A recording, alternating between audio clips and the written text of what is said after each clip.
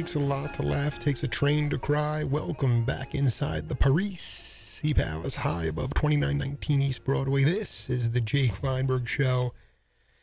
And waiting with eager anticipation, we have him on the line now, back for part two. Dear friend of the program, John Scher, welcome back to the Jake Feinberg Show. Nice to be back. You know, John, I wanted to pick up on something with you that you talked about last time when you were coordinating concerts in the 70s, and, you know, the Dead, the local police force would always be, agitated or on edge because of the fans coming in. But I wanted you to talk about the influence of the Hells Angels as a security component to the Dead's playing and how that affected the vibe, because there was that was essentially private security. That wasn't like local law enforcement as we have today. Well, in my world, with Grateful Dead, from about the mid-'70s on, there was no official security position whatsoever with the Hells Angels. They were friends of the band and of the crew, and often came to shows, especially the New York area shows. But they never had any official security position whatsoever, and never tried to, in my time, never tried to influence it at all. So, I think that's one of those sort of old wives' tales that wasn't really true. That probably grew out of Altamont, but I was in high school during Altamont, so. Well, I mean, for someone from my generation or younger, what was that story? I mean, what was the idea? Was that they were some renegade security force? Well, you know what? I wasn't there. Never really talked much about it. I think the best education is to see the movie. Right. Speaking simply as a spectator and a fan. Apparently, it was a Rolling Stones free show in the Bay Area, and the Grateful Dead were going to open up the show or play on the show. And I think the Hells Angels had a relationship also with the Rolling Stones, and were tasked with doing some of the security in the backstage and in front of the stage. But this is all conjecture on my part. I really don't know. Mm-hmm.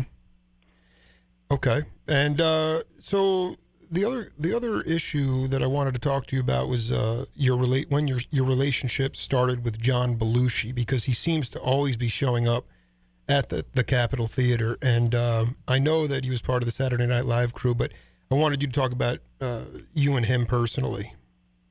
Well, it wasn't like we were buddies, but we knew each other reasonably well, and he was a music lover, and he, like a lot of people in the metropolitan New York, New Jersey area, loved coming to the Capitol. We always treated the musicians and the personalities, always had a special place. We had great chefs backstage. Everybody knew they could get a good meal. We had a couple of special little hiding places that you could watch the show from. And John loved music, and so he would come by now and again to watch a show. And I have to remember in those very early years of Saturday Night Live, they weren't necessarily really big stars. Saturday Night Live was very successful from the beginning, and they became bigger stars. But John was one of a lot of different people who came and hung out. Dan Aykroyd came and hung out sometimes. John McEnroe is still hanging out. At shows. So we always tried to make it comfortable and friendly, and a place where nobody would bother anybody. And so I think that's why John came to used to come to the Capitol. Did you can you give a good story about him actually getting on stage anytime? Not one that I can remember, but I know he did end up a couple of times on. Right. But I know that he came. That it's actually, I think, 35 years ago, April Fool's 1980, when the Dead were playing and they all changed instruments on stage. But the night before, he came up on stage and did a cartwheel during U.S. Blues, right. which was fascinating. Right. But right. You know, the John, correct me if I'm wrong, but you started to get close with Jerry in 74, I think you said, getting close with the Dead movie. But the Merle Jerry quartet was at the Capitol as early as 72. Is that right? Sounds about right. Yeah, don't have the whole schedule in front of me, but sounds about right. Yeah.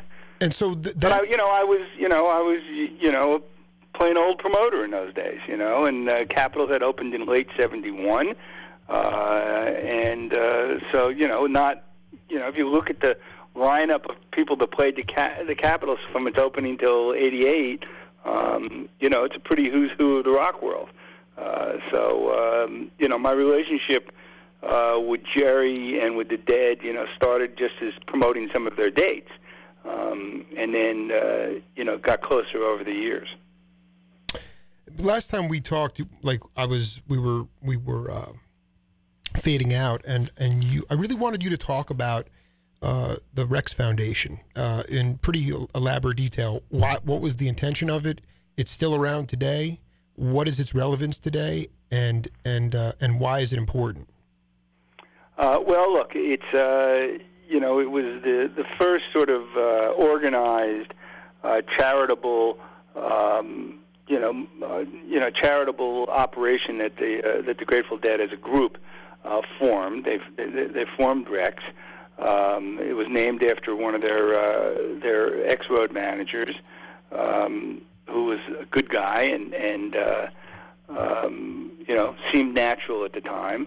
The original board was made up of the members of the Dead. Myself, their attorney, Hal Cant, John McIntyre, who was one of their earlier managers and stayed involved with the band. I'm probably missing one or two people. And what the Dead were all about community. They were all about community from the very beginning, and certainly, from what I understand and learned way before they met me. And as they became more and more successful, it wasn't a matter of having to give back to their internal organization, meaning the road crew and the office staff. They were very, very well taken care of. They were paid very well. They were bonused when tours went out and did very well.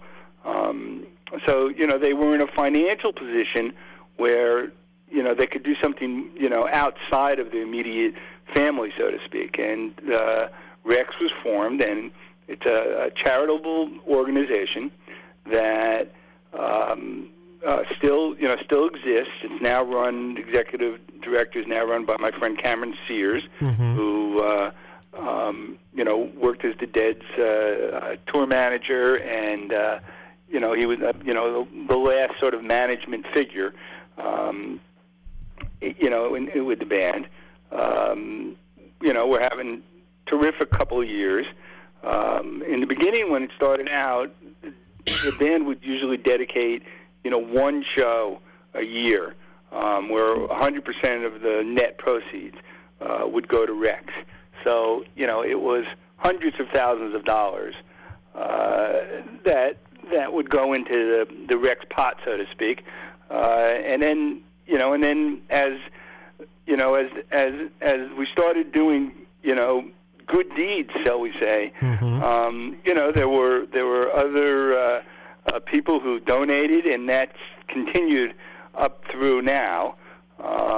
When Jerry passed away, then there was no more Grateful Dead. Those annual shows ceased to happen, but the organization continued, and it continues to this day, with a very active board. Bob Weir and Mickey Hart are still on the board, and a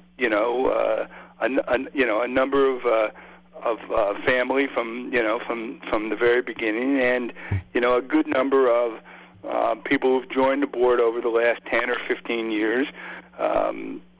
Very accomplished professionals that there's not a requirement that you're a deadhead, but they all pretty much are. And we've been very successful over the years. The concept originally was to donate money to charities that were in need of small or reasonable gifts. So United Way or the National Cancer Center. There were people, not that they aren't worthy and shouldn't get donations, but Rex was really formed for the people who slip between the tracks and between the cracks. I'm sorry, and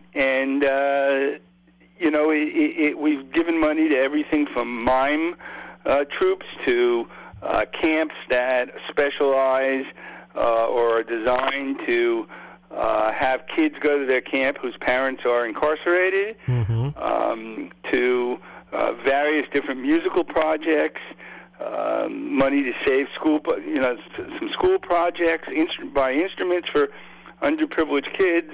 It runs the gamut, and over the last few years, we've been very fortunate to get some very significant donations from some people, and we've been able to carry our work on. So, you get, the people, various people contact board members, and if any one board member thinks that a charity is worthy of consideration, then there's a application to fill out, and everybody on the board gets a chance to read those, and the board member that put up this particular charity, speaks to it, and there's a board vote and majority rules, and so we continue to put out $5,000 to $10,000 grants,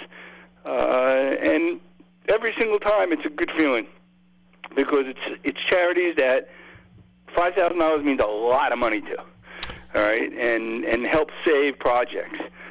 So that's great. And then there's a couple of music awards, a Jerry Garcia Award, a Bill Graham Award, that go to various musicians, or, as they say in Britain, do-gooders. So, it's something I'm very proud. I was an original board member. I still am one, and I'm very proud of it. Yeah. That's great. It's a great thing, and it would be, it's great. We get donations. We've gotten some donations in the six figures, but we're just as happy to get a $5 donation. Most of the festivals during the summer, we've got a presence at. We've got a table and some literature that you can, learn more about Rex.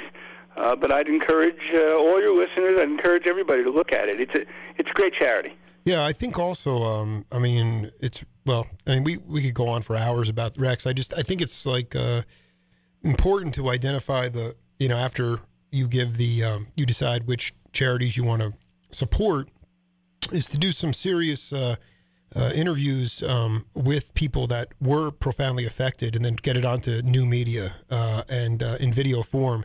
That to me is more powerful than the money is what makes it go. But the stories themselves that come out of it are fantastic, and just being that new media things, not so much Twitter, but Facebook. I put up a quote from you about Bobby and the Midnights, and then it went off and leaked out into Jerry, and it's being shared 20 times, it's liked 100 times. People are commenting on it. I just feel like that's how it really gets brought to life. Because you're right. I think in this day and age, I agree with you. Mm-hmm. Absolutely. And, we all have to adapt to the technology that's going on today. And, there is certainly a technical generation gap, because people that have been born and grown up in this sort of internet world are seemingly, much more proficient than those of us that are in the baby boomer generation. But, for the most part, we've all, caught up enough and can continue to grow with it. And it's a great way to communicate. You're absolutely right. Yeah, no, I mean, and most importantly, it's I guess for someone like myself, who bridged both the non-digital and digital, I just see it like, where you can get real people to say, my mom and dad are locked up in prison, but this, or this thing allowed me to do this, and this, and it saved me. That to me is that anyway, you got it. Testimonials. Thank you, brother. Let's just play a quick piece of music from the Capitol, and see if you can nail the band, and then we'll come back and talk about it.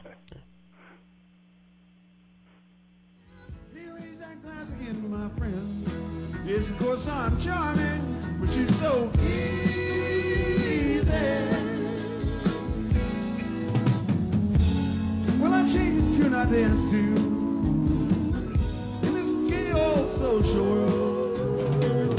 But if I need a chance to change the world, well, it's just the same old movie. Playing here for years. I could use a change of scenery, but when I get there, I'm still here.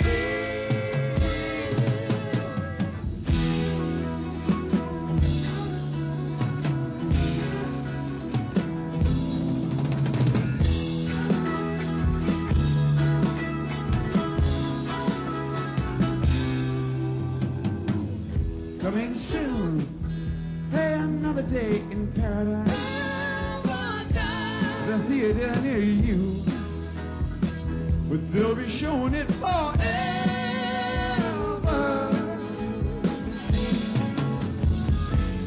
So let them keep parading.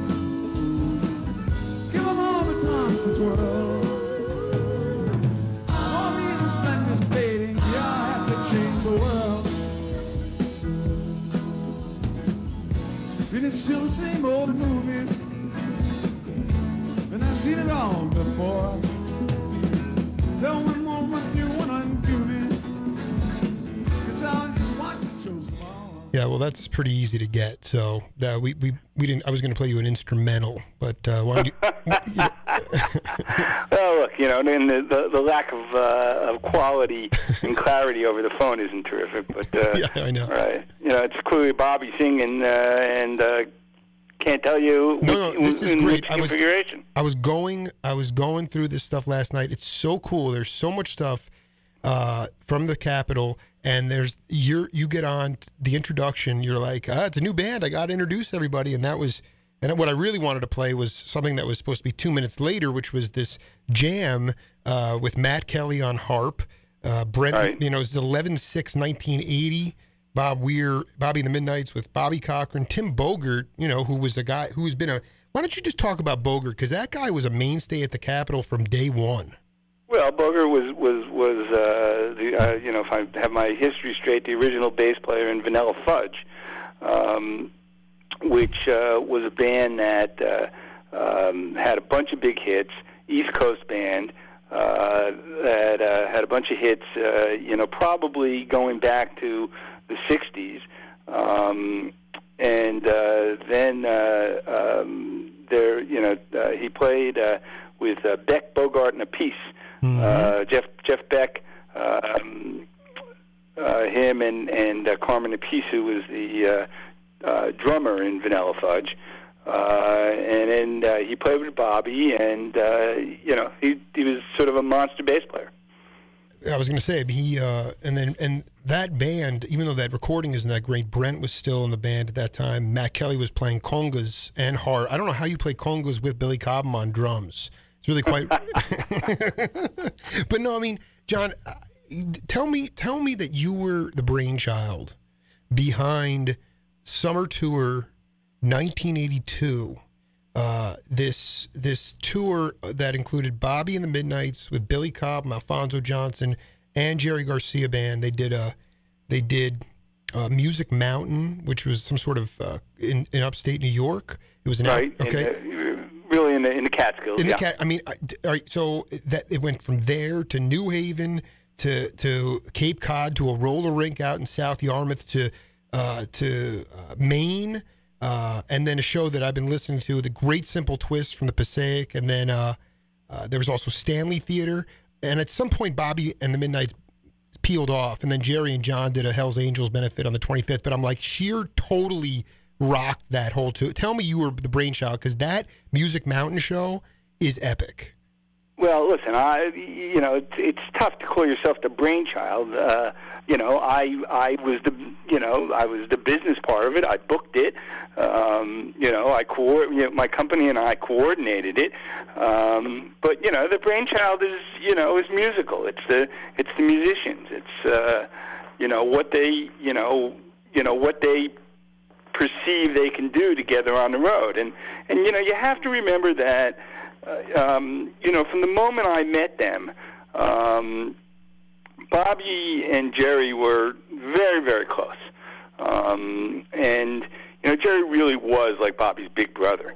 And they enjoyed playing together. They enjoyed playing in the same configuration together. They enjoyed, double bills together. So, there was never any of the, sometimes when you put double bills together, there's some jealousy here or there.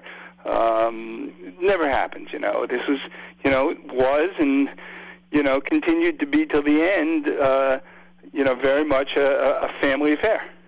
Yeah, I mean, you can, I'm not going to allow you to get away without taking some credit for it, because it's just,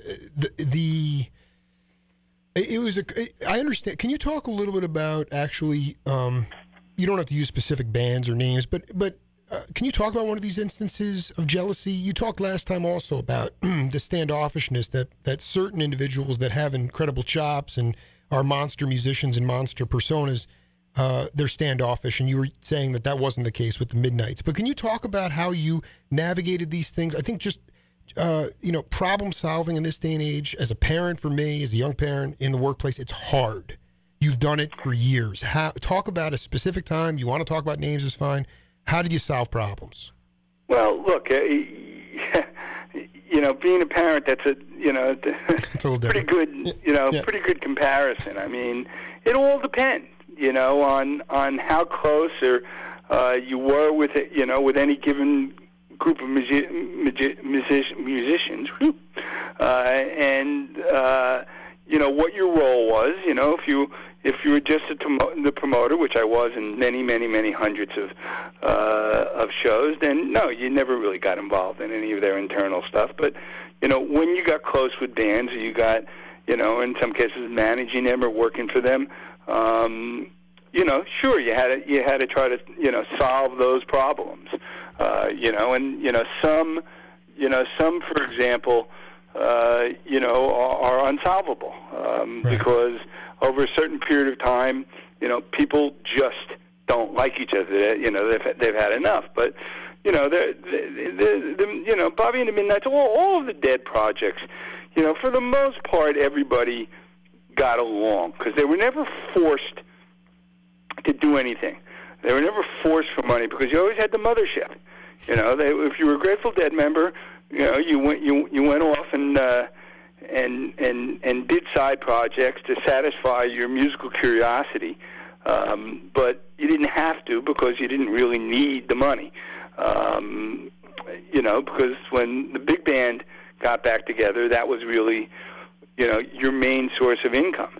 So there really were very, very few. I actually can't remember any real arguments, as long as Jerry was alive, between the band members. I mean, there's a little this or a little that, but it changed. It changed when Jerry passed. He was the glue that kept it together. But there are all kinds of situations, that for different bands. I mean, for example, last night we promoted a show with the Moody Blues. Mm-hmm. Sellout show at the Jersey Performing Arts Center. Well, the three principal guys, from the Moody Blues, they were, in great moods. They enjoyed what they're still doing. They're sort of growing, growing old together. I really don't know, how they get along off the stage, but on stage they were great. And, I got, hug hello and a big greeting from all of them because I've been playing them since the 70s. So, it all depends. I mean, I'll tell you the one story I have that I always felt was a bit of a crime. I managed Art Garfunkel for 19 years and therefore co-managed Simon & Garfunkel for a few tours that they did, over the last, 15 years or so. And, that riff between Paul and Art is legendary. Mm-hmm. And, I don't want to get into, any of the first-hand Sure. No problem. Yeah. anecdotes that I have, but I found something out that blew my mind, which was, if you listen to the song Only Living Boy in New York City, Paul Simon flat out says exactly what happened, how that riff occurred, how he felt, and Art. And then, I wasn't involved with them then. This is after the case. I don't believe that Art ever really fully understood what Paul was saying in that song or what was going on. But I came to know a guy named Mort Lewis, who was their original manager and is still around, very clever, funny guy. And once I asked Mort, I sat down with him and I said, Mort, when this was happening, and Art was in Mexico, I think, shooting Catch-22, and Paul was, writing and waiting, I won't say so much as waiting for Art, but, they couldn't make an album until Art got back. Art thought he had Paul's blessing, and I think he did. All right? But, like all of us, you make a decision sometimes based on the information you have, and then, things change a little bit. So, I said to Mort, how could you let this happen? How could you possibly not take the two of them, put them in a room together, and have them, speak their piece, and let each other know their decisions, because their feelings. And I said, because what I've gotten to know of them over those 19 years I represented Art until about a year ago, both of them have sort of different interpretations of that time in their life. I said, you just sit, you sit, this is, simple, psychological 101. Right. You sit down, you talk it through. Right. You never did. Right. And I said to Mort, how could you let that happen? He said, it wasn't any of my business. I said, it wasn't any of your business. How could you say that? You're managing this act. This happened when they're already, superstars. It obviously, was the beginning of the end. How could you say it's not your business? He said, I was their business manager. I was their manager. I wasn't, there to be their shrink. And I found it so odd, although Mort's a very, very genuine, bright guy. And I did a little bit of research about some of the really successful and famous managers of, the 60s and the early 70s. And I talked to some people, some artists that shall remain nameless, but were managed by Albert Grossman, who was, in his day, the most important manager out there. Absolutely, yep. And similar responses. Albert Grossman didn't get involved in people's lives. He made their record deals, their publishing deals. He made sure the tours got booked, and all those things. Now, I'm hearing this from, from third parties, but, there's a perfect example. Had Paul Simon and Art Garfunkel, had the right manager or the right person in their lives, wouldn't have to be the manager, that could knock their two heads together, there might have been 10 more Simon and Garfunkel albums. Do you think that you brought up a guy before, and I know he's left us now, but someone like John McEntire, he really was very effective. He was someone that would sit people down and work things through, especially with the Dead? Absolutely. Yeah. Absolutely. You know, John, of all the characters that, you know, had that sort of manager position at one time or another, you know, and they all had certain strengths in different ways. John was very bright, you know, a very calm guy. Rarely ever saw him get angry. And yes, he was unquestionably able with most of them to be able to, you know, sort of behind the scenes, you know, keep things going.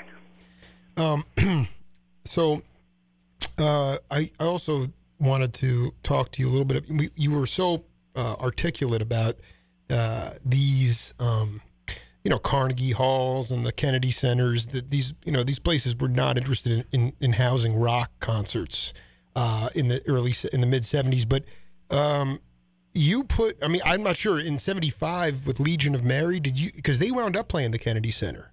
They wound up, you know, did you wind up saying, why don't you give these guys a try down there? Did you have anything to do with that? Well, yeah, no, I was involved in really virtually all of the shows except for, this is unbelievable, John. You know, unbelievable. California and sometimes the rest of the West Coast I wasn't involved in. Yeah, we used one of the things that I did differently than what's evolved in the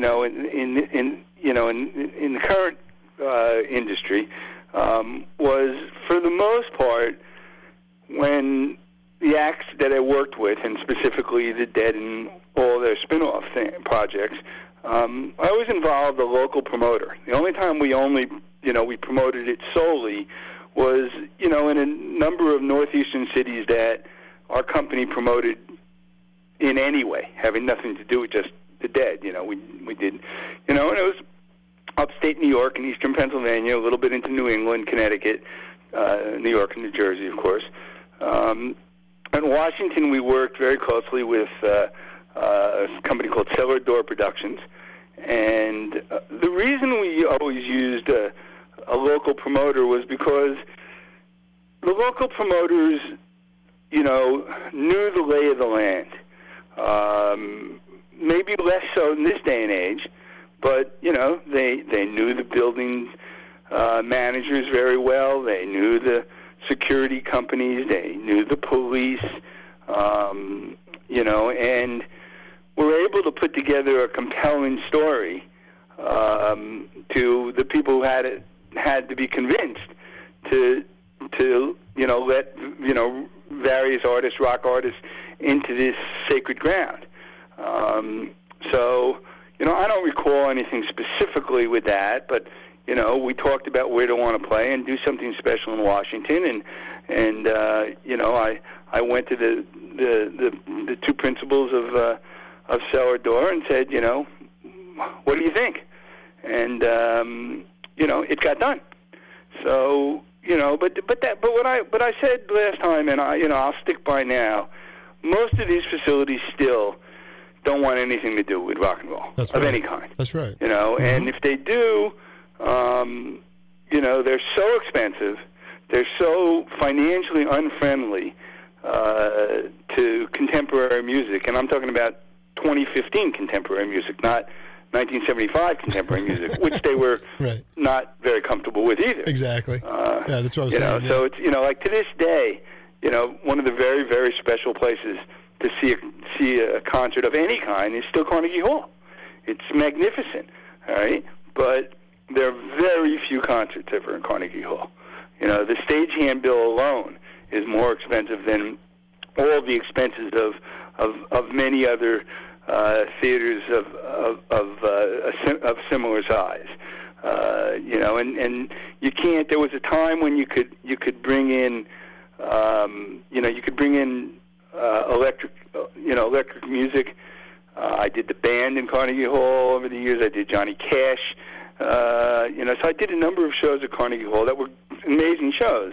But now,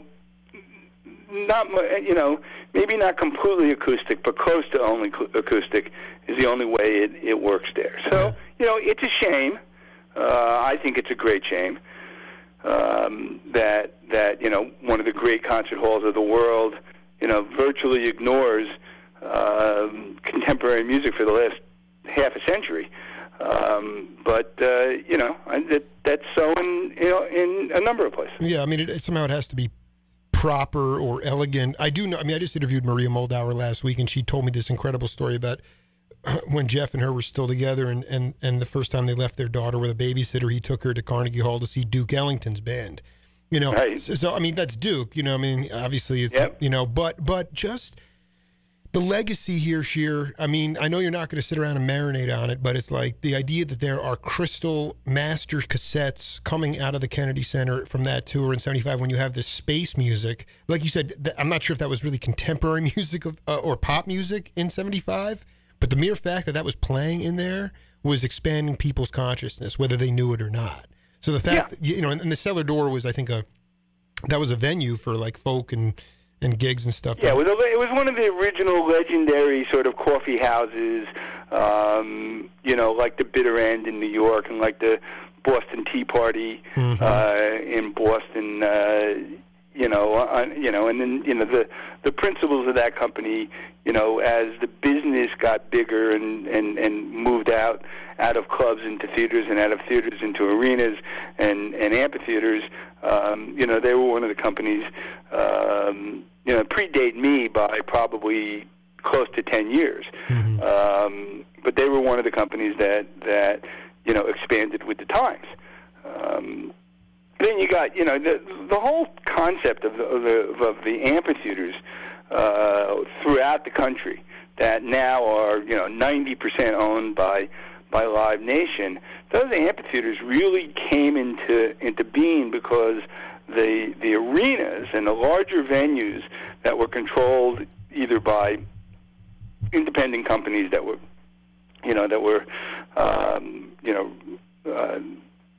managing those buildings, or or by sports teams, the concert business was the place where they could take advantage and make a lot of money. And promoters all over the country, entrepreneurial ones, started to build their own amphitheaters, so that from May to September they didn't have to pay crazy prices and be excluded from all of the ancillary income that came in. And so this backfired on arenas to where, arenas now, for the most part, are incredibly promoter and concert friendly because they had no choice. So there's been a lot of machinations in the concert business, and every once in a while you get to sneak in something really special at the Kennedy Center or Carnegie Hall or Dorothy Chandler Pavilion or places like that. How dangerous is it that some company can own 90% of the venues? Is that a good thing or a bad thing? Well, it's in my view, it's a terrible thing. Why is it terrible? I want you to articulate this because this is what I believe in, but I don't know why. Well, what's happened was when there's been three incarnations of what's now Live Nation. It started out with a guy named Bob Sillerman, who was the first person to, buy these promoters out, including the amphitheaters that they built. I had built too, and consolidate the industry. And then he sold the whole company to Clear Channel, which is one of the largest, if not the largest, radio operators in the country. And they then spun it off to Live Nation as a public company. Now, to the best of my knowledge, through that entire process, Live Nation and its predecessor companies have never made a net profit, ever. Right. But what they have done is they've driven the price of talent way up. They've driven the ticket prices way up. And there's no competition. There's no competition to stop them. Very little competition. Some from AEG, and less from the independent promoters that are left. So you find an atmosphere in the music business now, and I don't think it's very different in the sports business, to be honest with you, where the average middle class family unit can't afford to go to a show more than once or twice a year. When the tickets are, I was just reading Polestar, which is one of the trade magazines of the music industry, and sure. you look at the top 10 grossing shows of the recent past. You're talking about average ticket prices that are beyond the means of the average middle class family. If the tickets, averages, I think I actually have this thing in front of me. If the average ticket, is $125 or something like that, times two, you and your significant other, it's $250, and parking and tolls and gas and a beer and a hot dog, let alone a dinner, adds up to the point where if you're a family that's operating on a $75,000 or even $100,000 a year income, you can't do that very often. I mean, look here. I'm looking at the average ticket prices for the top. I got the top 100, but we don't want to spend that much time. Go ahead. Average ticket price for the Foo Fighters, who for this period of time were the biggest grossing and draw act, was $82.18. But then you go to Andre Bocelli, where it's $177. To Fleetwood Mac, where it's $131. Justin Timberlake, $120.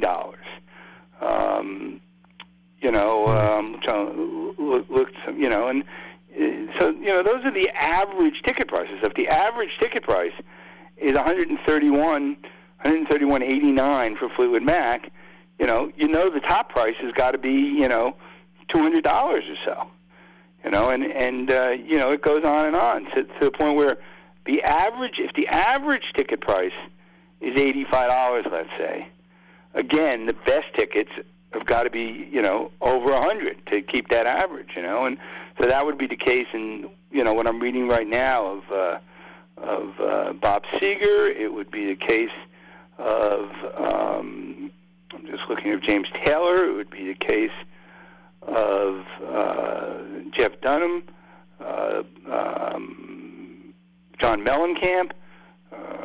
On an aggregate, on a scale of, you mentioned last time about like the Dead as an example. They always, for rock groups, their ticket prices were always lower than the rest of them. But percentage-wise, how much has that exploded over the last 30 years? In the sense of because, like I said, for me, like already, I'd just be concerned about the dent in my budget, let alone trying to have a transcendent experience. Already it's like such a drag, to put that much in when you just really want to go and be free. So listen, I agree. As I started to say, the middle class really cannot afford to go to concerts, or very many of them anymore, because when you start choosing having enough lunch money versus going to a concert, it starts to become a little easier of a decision.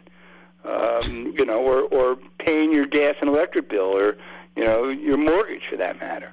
I'm trying to figure out that's all been caused by the consolidation of the concert business, which Live Nation has led the way. The federal government, for one reason or another, Justice Department, has decided, to let that consolidation continue. A few years ago, Live Nation and Ticketmaster merged. Right. Ticketmaster is overwhelmingly the largest ticketing operation in North America. It's a good operation. It works. It's sort of what's important. But as an independent concert promoter, they sell my tickets, and therefore that information of who the customers are that come to my show or shows is handed to my biggest competitor. And they don't even, at this point, they don't even really make believe that they don't share it with the concert division. So, the public are really the ones that have suffered the most. I don't see any end to it, to be perfectly candid with you. Now you see, younger, newer bands who keep their prices, down. But when they break through, Mm-hmm. it'll be very interesting, to see. I'm trying to look at this now. Tedeschi Trucks Band, one of the great live American bands right now. Their average ticket price is $56. And what I'm looking at now. Let me just look here. What else? Punch Brothers. Their average ticket price is $34. You got snarky. You got Snarky Puppy there. Yeah, I'm just looking. I'm really not out. I'm totally out of the contemporary. John, I wanted to. I was just hoping you could talk about how you met Bill Walton. I only laugh because Bill Walton is one of the great characters in my life. Oh my God! He is a great guy. I've got some pictures of me and him that. You don't have to know either of us, and you just break out laughing. I'm all 5'7", and I think he's 7'1". Right.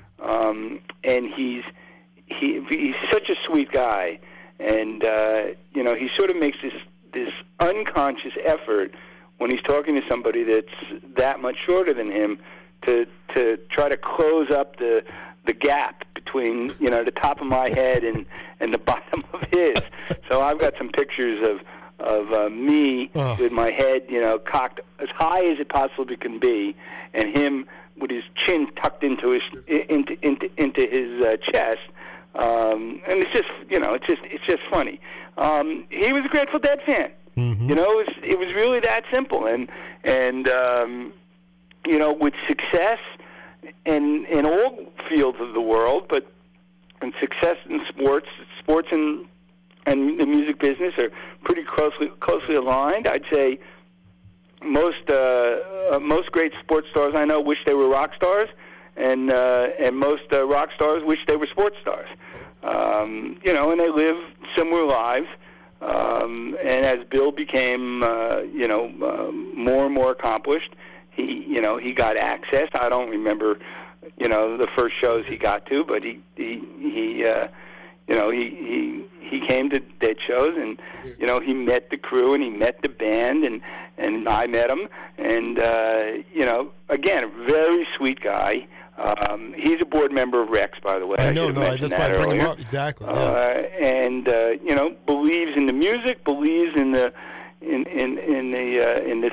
theory behind the Dead, and then slowly but surely turned on lots and lots of other basketball players onto it. So when we used to play Boston, half or three-quarters of the Boston Celtics were up on stage watching the Grateful Dead.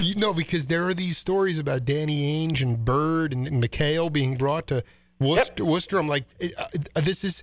But the thing is that, okay, you talk about athletes wanting to be rock stars. There were not that many athletes that were massive Grateful Dead fans, especially during that time that he came out of it. You listen to him on TV and he cracks you up because he's throwing in these Robert Hunter lines everywhere. Yep. And so, did you meet him when the band called you up, or was when they wanted you to come and talk to them about how to get back on the road, or when was the first year you met him? No, I don't think he was really very involved in it. I really can't remember. I mean, it was probably the first I remember he was already a pro. Might have started when he was at UCLA. I'm not really sure. And it just it happened organically. Right. There was no big deal. There was no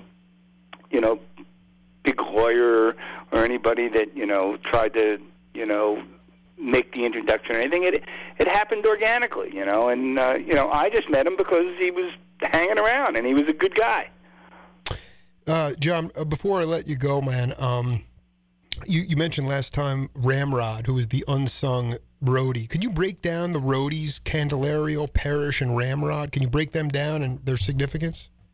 Well, yeah, Ramrod was, from everything I gather, was, their friend and worked for them from day one. He was a real level-headed guy. He was a bright guy. He was the president of Grateful Dead Productions for quite a while. And, the crew sort of mellowed over the years. When I first started promoting shows with them, they were brutal. They were brutal on every promoter and every building manager, and really weren't, to a large degree, representing the personalities of the guys in the band. But and they try to out you in any way they could. Ramrod wasn't that way. He was he could be tough. He could be a tough ass, but he was basically a kind, gentle guy. He knew the equipment and inside out. You could usually bring reason. He could help you bring reason to whatever cockamamie scheme was starting to happen. He called people out pretty easily that were around the periphery that were full of it. I miss him a lot. Mm-hmm. Steve Parrish, huge difference between Steve of the 70s and Steve of the 80s and 90s and now. Started out as a sarcastic bully, and ended up being way smarter than people give him credit for. Sure. Reasonably sweet guy now. A guy who was very, very close to Garcia towards the end of Garcia's life, the last, say, 5 years or more. A big guy, big physical, strong guy. So, I'm not sure I ever saw him lose his temper. Maybe I did once or twice, but I never saw him lay hands on anybody. But he was a very imposing figure, and that was a good thing because of just how many hangers-on, there were. I cannot imagine. I cannot around the dead. What about Candelario? Was a jerk when I first met him, mm-hmm. and the last time I saw him, he was still a jerk. Right. He was one of these guys that actually thought that he possessed the power and the brains that the band itself had. And in my view, although he was around the scene for a very long time, didn't represent the band well. Would very often cause trouble, with the promoters, with the co-promoters, with building managers. A very irreverent guy, pretty bright, but and I don't dislike him, but over the years, kid didn't add very much, in my view, to the scene. Well, John, listen, we just got through part 2, but we really haven't gotten really most anywhere. So I wanted to thank you, man, for breaking down the business side of it. This is fascinating for me. But I want to pick this up again down the road in the near future and just keep doing it, man. I mean, I'm doing this so that people know how holistic real music was made at one time. And you said some things about local promoters being more distanced than ever before. Businesses don't even make believe that they're giving back anymore. So you're painting this picture of intention. What is the intention? And I think it's really important, especially from you. So have a great day, man. And thanks for getting off the turnpike and making some time. Yeah, I'm sorry about that. All right. Okay. Thanks, Jake. Talk to you soon, John. So long. We'll Bye. be right back.